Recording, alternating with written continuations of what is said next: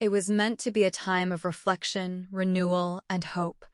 Instead, the final hours of 2025 ended in sirens, twisted metal, and unbearable loss on a stretch of road in the Eastern Cape. As South Africa once again confronts the deadly reality of its roads, the same haunting questions return. Why do so many lives continue to be lost? What will it take to break the cycle of reckless driving, fatigue, poor enforcement, and deadly decisions? And how can a country that knows the risks so well still struggle to prevent tragedies like this from happening again and again? Let's have your opinion in the comment section, and please don't forget to hit the like button and subscribe for more news.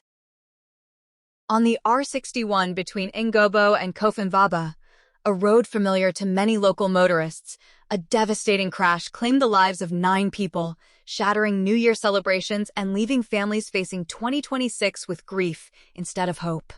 The collision, involving a minibus taxi and a Toyota Avanza, has been confirmed as the deadliest road crash in the Eastern Cape on the last day of 2025.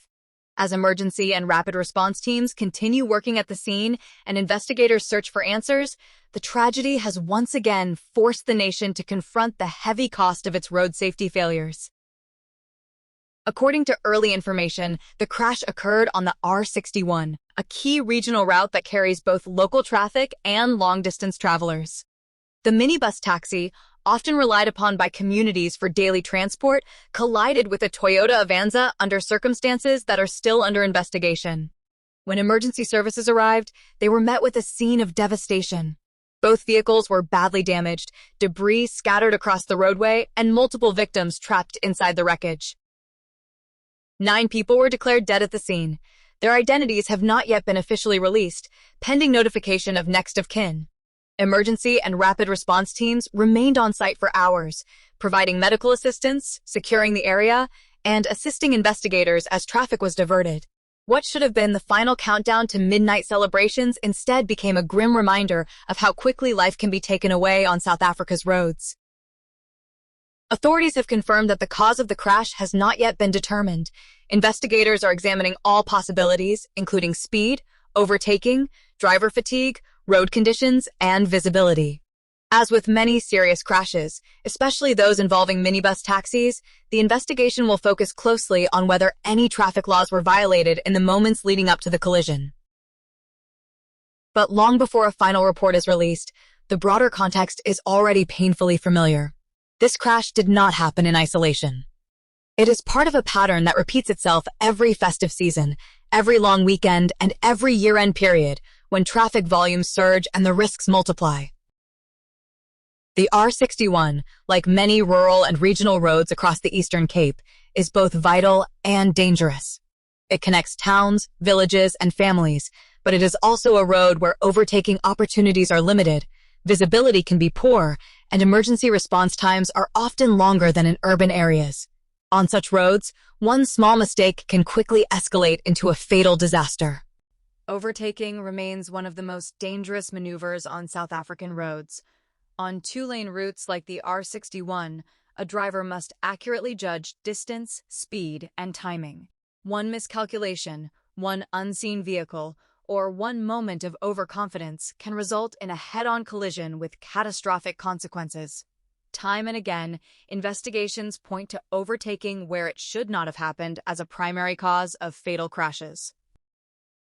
The Eastern Cape has consistently recorded high numbers of road fatalities, particularly during peak travel periods. Poor road conditions in some areas, limited lighting, and inadequate signage only worsen the problem. Enforcement, while intensified during festive seasons, struggles to cover every stretch of road, especially in rural regions.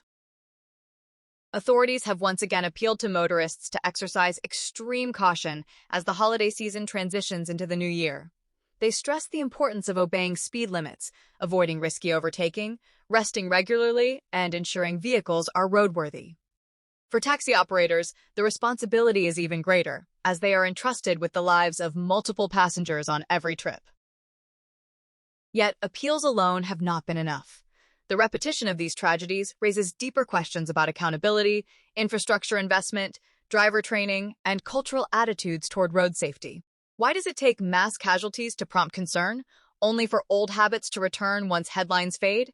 How can enforcement be strengthened in a way that genuinely changes behavior rather than merely reacting after the fact? For the 9 people who lost their lives on the R61, these questions offer no comfort. Their futures ended on a road that thousands will continue to travel. Their families now face a year marked by absence, unanswered questions, and memories of a night that was supposed to usher in hope. As investigators work to determine exactly what caused the crash between Engcobo and Cofimvaba, South Africans are once again confronted with an uncomfortable truth. Road deaths are not inevitable. They are the result of choices, systems, and failures that can be changed. But change requires more than warnings. It requires collective responsibility, sustained enforcement, safer roads, and a willingness by every driver to recognize that the road is a shared space where one reckless decision can destroy many lives. The final day of 2025 should have ended with fireworks and celebration. Instead, it closed with 9 lives lost and yet another reminder written in twisted steel and grief. As 2026 begins, the question remains, will this tragedy finally move South Africa closer to safer roads, or will it become just another statistic in a cycle that refuses to end?